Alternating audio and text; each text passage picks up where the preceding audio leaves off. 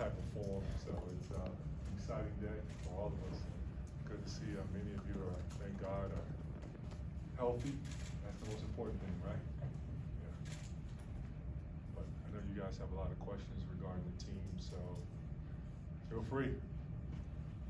Raise your hand and mic will be brought to you.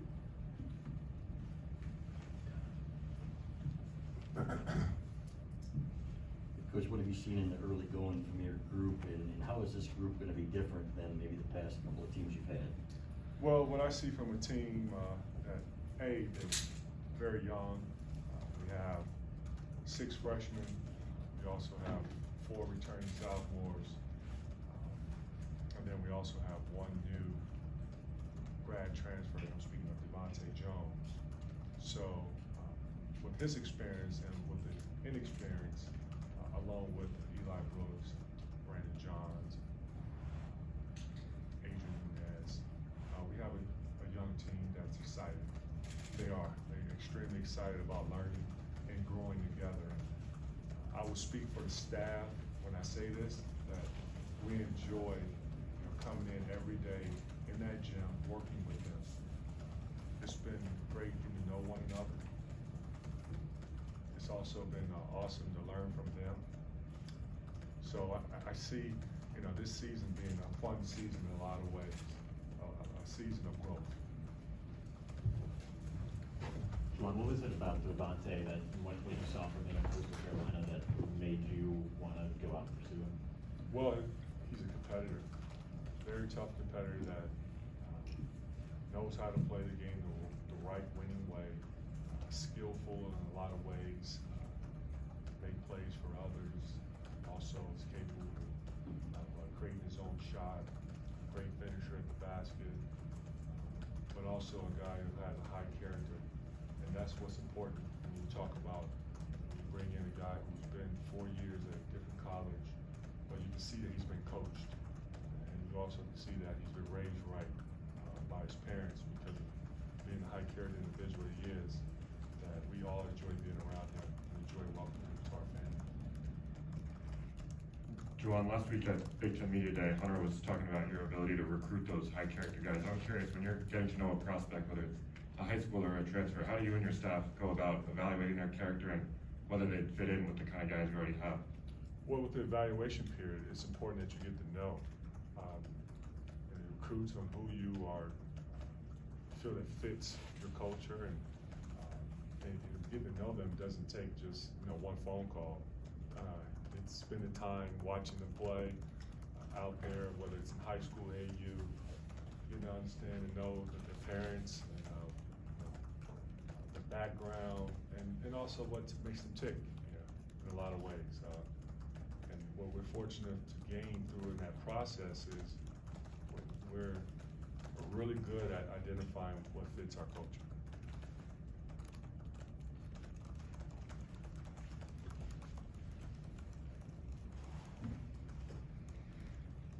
Hey, Juwan, kind of piggybacking off of the recruiting question, just generally, what are the traits you look for in a potential Michigan basketball player? Well, it's the most obvious is, can you play? And then not only can you play, but your passion and love for growth. Are you a growth mindset individual, or are you me with the fixed mindset? And so far, we haven't found that yet. Not saying we don't always get it right, but we also not going to steer away those who have that type of mindset where they feel like they don't want to get better. We haven't seen it, and what we have, it's interesting. In that locker room where you have guys that are built the right way, and the right way is the winning way of. It doesn't mean that it's always going to result to winning. I feel the winning part of it is seeing the development of each and every individual, and that's what we win at, and also seeing the passion that is being poured within the team, and every guy on our team really enjoys playing for one another, and they also enjoy being coached, and so I'm living a dream because I'm with an amazing group. Thanks. If I could just follow up, so if a player is is good enough to play at Michigan? Like, what are other things, you know, they can do, to catch your eye, I guess?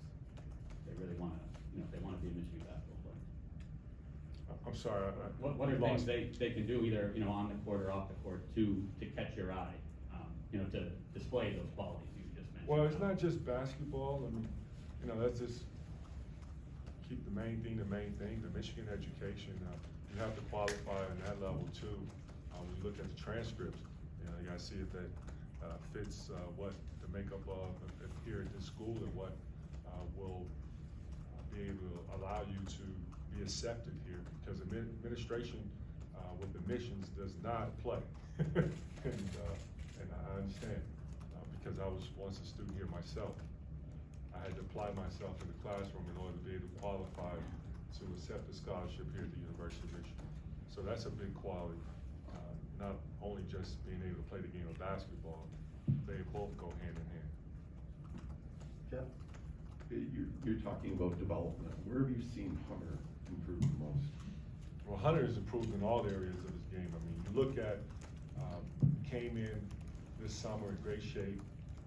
He really invented his body, pouring in the time, you know, whether it's in the weight room, the track, the pool, doing a lot of different things, diet, to get himself where he wants to be. Seen a lot of growth in how he's approached every practice. We also get in individuals, just him and I. We did it last season. He wanted to, of course, do it again this year, which, you know, I was welcome to, and I never want to be chasing after Hunter to work hard, and I never have. He has that mindset of he wants to get better, and he knows it. He also knows and understands the awareness of where he needs to improve on. I know there's been a lot of talks about his outside shooting, and I want to say this today is Hunter's always been able to shoot the basketball, and he's displayed that in high school. He's displayed that in AU before he arrived here on campus. What's amazing about Hunter is this: he's shown that he is a guy that's all in for the team and all about sacrificing. And so, what do I mean by that? Last season, we had 4 guys in the starting lineup that averaged 35% or better from the three-point line. And having 5 guys on the perimeter just clogs up everything and just kills your spacing. And what Hunter did was special for the group was he showed a different side of his game that many didn't get a chance to see throughout high school, back to the basket. And he dominated in that area. And so this year, it's been a lot of makeup of he can shoot it from the outside. Of course he can. He's worked on it, and I just want him to know this, that we will continue to grind, we will continue to get better, but know this, that what you have done for the team last season was amazing, and it's much appreciated. But we also gonna need you this year to step up and be more of a leader than you were last season. Over here on your left with Larry. What does it mean to this team and this program that Hunter and Eli came back? You know, first words out of your mouth are how young this team is, but to have those guys back and leading, how much does it help you now and just big picture as well? Well, let's say this, I still have some dark hair left. Dark hair color I'm speaking of, because without those two, I'm sure I would have had more and more gray hair. And that's because what it does is just brings more balance and stability to the team when you have 2 experienced guys, both returning starters, both been battle tested, playing in the Big Ten. Eli is, you know, we all know about his experience, 4 years, now going on his 5th year. When I heard that he wanted to come back, you know, I opened, my arms was big, wide open, and I was smiling, excited about, you know, he wanted to take another year. And as we all know, that was that extra year because of COVID. When Hunter went through the process of, you know, the NBA, which he did the right thing that was best for his future. We got a lot of feedback that, you know, where he feels, where he's at, and where he needs to grow. And so that was good that he went through that process. I supported him, and when he decided he wanted to return, he felt that was best for his future to come back for another year. And it's the same team, staff, we welcome him back. But at the same time, he was never gone. In the back with, Woj. Hey, Juwan, over here. How are you? Great, how are you doing? Good, thanks. I know the Big Ten is always tough. That's nothing different, but is there anything uniquely tough about it this year? And how do you feel about being the team that people are gonna be targeting as at the top? Well, I can't really answer as far as what's uniquely tougher this year, different from last year. Because, yeah, obviously we haven't started the season yet. I haven't gone down and looked at every roster on, each team, nor do I know all the kids that are out here. But I just know that from top to bottom, our league is one of the toughest, most competitive leagues that I experienced as a coach for 2 years. And also the years prior, just being a fan of Michigan basketball as well as the Big Ten. Looking at each coach, each program, starting with the coaches that are in each program, they're some of the best coaches from top to bottom. And they make me have to go out there and get better as a coach each and every year. I ask my players to get in the gym and improve their game. I challenge myself as well. I know that each coach try to improve their roster just like we do. I'm making sure that not just the Big Ten season, but throughout the season, what gives you the best chance of winning? Just a quick follow-up. Do you think it affects your team either way to be picked to win it, positively or negatively? Do you think it goes into their heads or not at all, or? Well, we haven't played a game yet, so I don't know who. Everyone's entitled to their opinion. I just look at one game at a time. Never have I looked at rankings or predictions. Last year, now that you bring that subject up, I think, and it's really true, I don't know where we was ranked at last year, but I know it wasn't number one. And that goes to show you, like, it doesn't matter, like, where you are before the season starts. You have to play a game and then you measure it, where your team is and where you need to, improve, and where is areas of if you're good or not good. But what I can say this is that we're going to compete for sure. We are going to compete. Daniel? Juwan, I want to go back to Eli for a sec. Last week, Hunter said he's kind of like a coach on the floor. I think other guys in the past have said that too. What specifically does he do that makes him an extension of you and your staff? Well, he listens very well. And he's also locked into every detail of teaching. So when you have that type of mindset and level of focus, then you're able to carry on and apply what is being taught. And last but not least, he loves basketball. When you have all that combined into a player, you get something special. He is a very special individual, and he's our captain.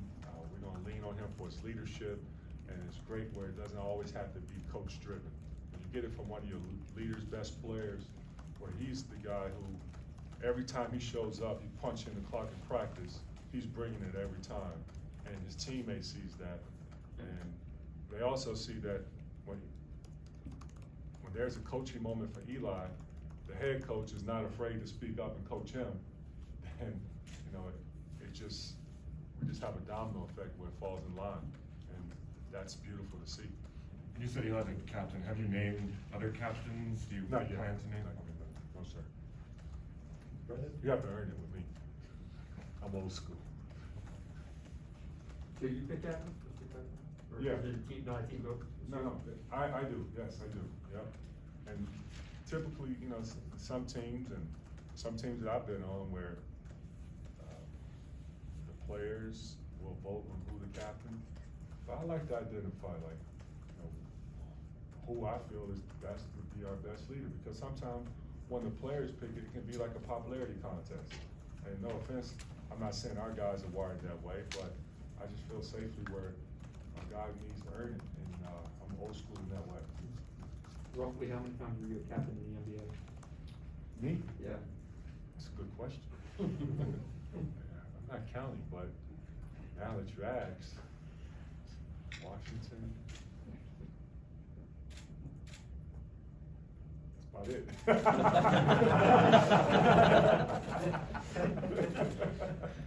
That wasn't my question at all. I'm curious about, it's your third preseason with Brandon. And I wonder if you see any differences in him now going into a senior role, and building off of how last year ended. Yes, what I see, same like Hunter. I mean, Brandon came in great shape this summer and working extremely hard. He sees where he, like a lot of our guys, had to sacrifice, and Brandon played behind a pro. He played behind a pro, and that's Isaiah Livers. And so he got a chance to compete against a pro every day of practice. And he sat there and waited his turn. But whenever his name was called on, he delivered. Yeah, there were times where you can see areas where there's a lot of growth that needed, but we all, have areas of our game, whether coaching or playing, where we must improve. But I would say consistently in practice, he has been rock solid as they come. That Brandon that played Big Ten tournament as well as in the NCAA tournament when Isaiah Livers went down, yes, we're gonna need that Brandon this season.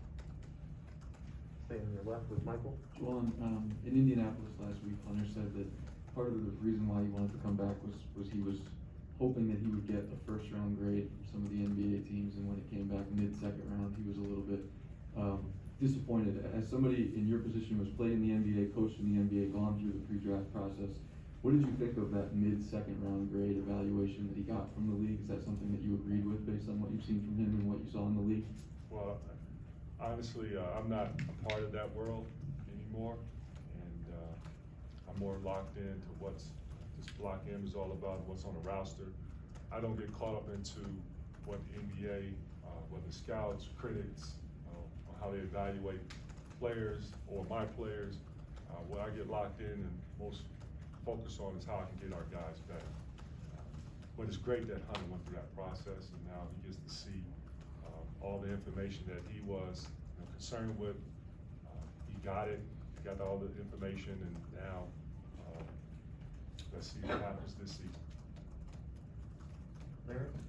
Do you expect to have Chris back for a game this year coming off his Hall of Fame induction? I don't know what Chris will do. But congratulations to his Hall of Fame, and I was there supporting. Austin? Juwan, you mentioned a couple minutes ago analyzing yourself as well as the players in terms of areas of improvement. I'm curious, how have you seen yourself grow as a coach? How do you feel like you're a better college basketball coach now than you were maybe 2 years ago? Well, I would just say this, in the first year, there was a lot coming at me at once, and now things are starting to slow down a little bit. Juwan, you talked about Hunter quite a bit today. What about some of the other sophomores? Have you seen them take any sort of leap between Taryn, Zeb, and Jace? Yes, I have. I've seen a lot of growth in all our guys, and they're so locked in, man. They see opportunity, but they know they have to earn it. And what I've been witnessing from the summer and where we are now, I'm happy with it. I hope they are, but we will continue to keep working. And we're going to need each and every guy on that roster, all of them. That includes the returning sophomores, but it was nice to see that last season, they had an opportunity to play some and get their experience and to see what it's like. Now this upcoming season, we're going to have some fans in the building. As of right now, today, that's what I was told. I don't know what the future holds, but I would say this, that it's going to be a different type of environment when you go on the road to the Big Ten and play in the Breslin Center, and when they go with their white out and their fans shout all kind of, whatever they say. I don't want to get into that, but it's going to be fun. It's going to be see how we respond. Right in the middle with Jeff. Hey, Juwan. Eli said last week at Media Day he's been very impressed with Kobe so far. How have you seen him mentoring him, and do you see any similarities between the two? I see both players are similar in the way of they both love basketball and they've worked extremely hard, trying to get better. They both are coachable, but they're very different in a lot of ways. But Eli, what's so special about him? He doesn't just mentor one individual; he mentors all, and that's the beauty of having a senior like Eli who's returning, who's open to teaching and helping our players, whether it's what's happening on the practice, whether it's something that film session, or just overall like what we represent here in Michigan. In the middle with Andrew again. Juwan, how many practices have you had so far? I'm not counting. All right, well. I'm so locked in. You can't see, I'm juiced up right now. I'm not counting. All right, well, however many you've had, if you could just give something on, your impressions of each of the 6 scholarship freshmen so far. They've been awesome. Great group to work with, and they all have special talents, and they all players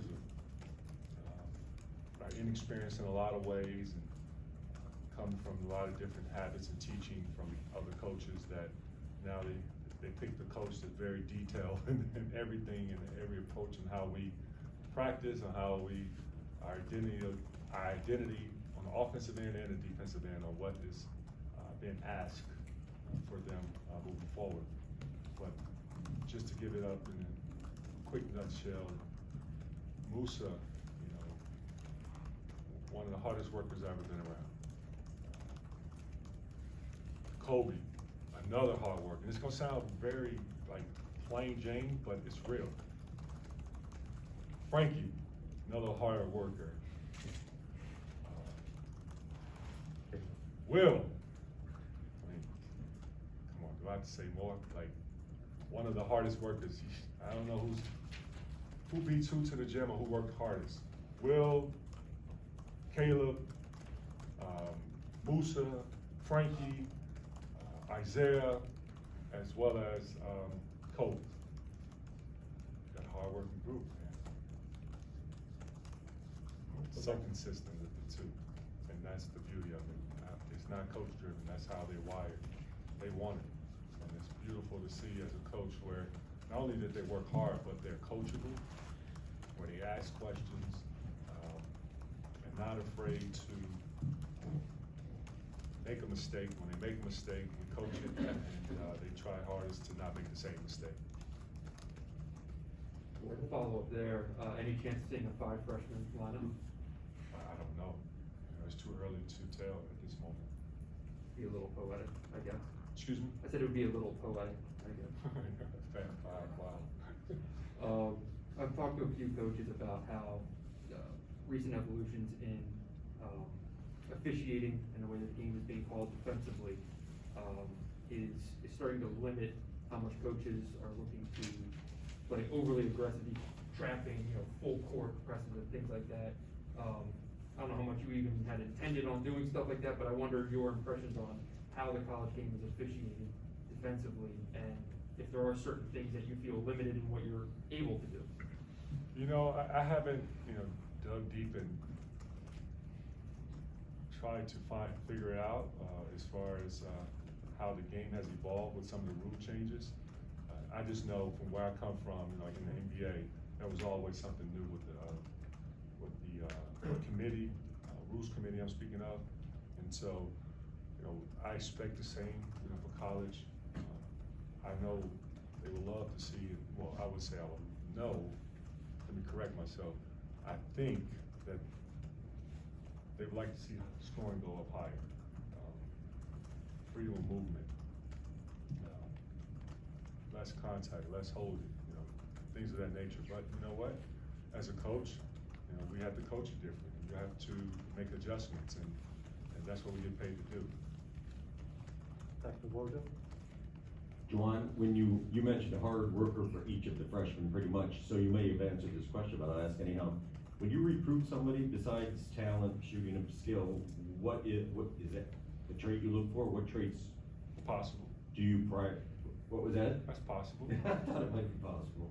But It's are like a there- correlation here, like, everyone's hard worker. But I mean, even, I don't know, competitive spirit, like beyond the physical skills, tangibles that you look for, is that where it starts? Well, you know, it starts with character. It starts with that. And, you know, I would say number two, it starts with, you know, who wants to enjoy the experience of being a college student. That matters, especially in this day of age. John? You mentioned it, Juwan over here. You mentioned the outside shooting from last season. Where do you think, who's most ready to maybe fill some of the I can't shooting say, that's left? I'm sorry, you know, and that would be just disrespectful to the other men. If I sit up here and just say one person and not name all, I would say they all are growing in that area.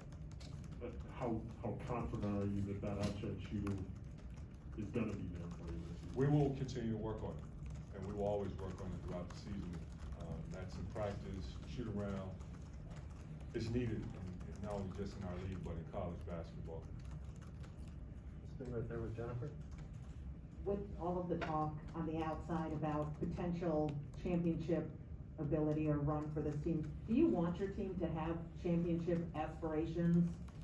Yes, absolutely, and that's a goal every year, to always achieve, to win championships, and whether that's Big Ten, regular season, Big Ten conference, as well as the NCAA tournament.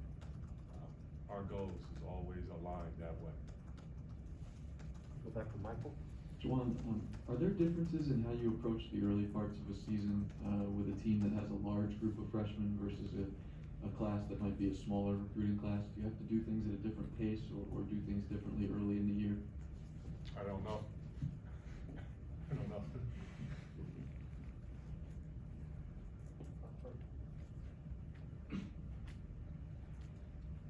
It's okay to say something when you don't know something, you just say, I don't know. I don't know everything. What did you see from Zeb in his preparation from last year to this year to put himself in position for playing time? And Zeb is working hard in practice like everyone else, and he's always had that type of mindset. You know, when he was not in the rotation last year, he stayed consistent and being consistent with coming every morning, get work in. And how I know that is because I just heard the music from how my office is aligned with the practice court. And I got a chance to know by the music who's in the gym working out. You know, I know their playlists by heart. What you listen to? I can't tell you that. And then that's unfair to the other artists. Larry? Juwan, with the championship aspirations that you have, looking back at the way the last 2 years ended, COVID 1 year and then, you know, last year's last game, how much does that fuel you to try to go even farther and win a championship as a coach? I'm a competitor. I've always been that way. That's my makeup, and that's where I've been from the time when I stepped foot on this campus. Always built on winning. And that would never stop. The goal is to get one. Got time for a couple more if anybody else has anything.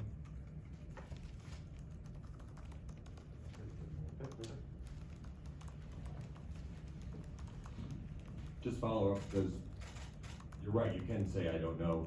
What is the biggest thing you think you don't know about your team yet? Is it because there's 6 freshmen and you haven't gotten your hands on them yet, or is there something that you really want to reveal itself early about this team? We're still growing, and we will continue to grow each and every practice. Thankfully so, we've been having some really good practice. Anything else, anybody? All right, Coach. All right.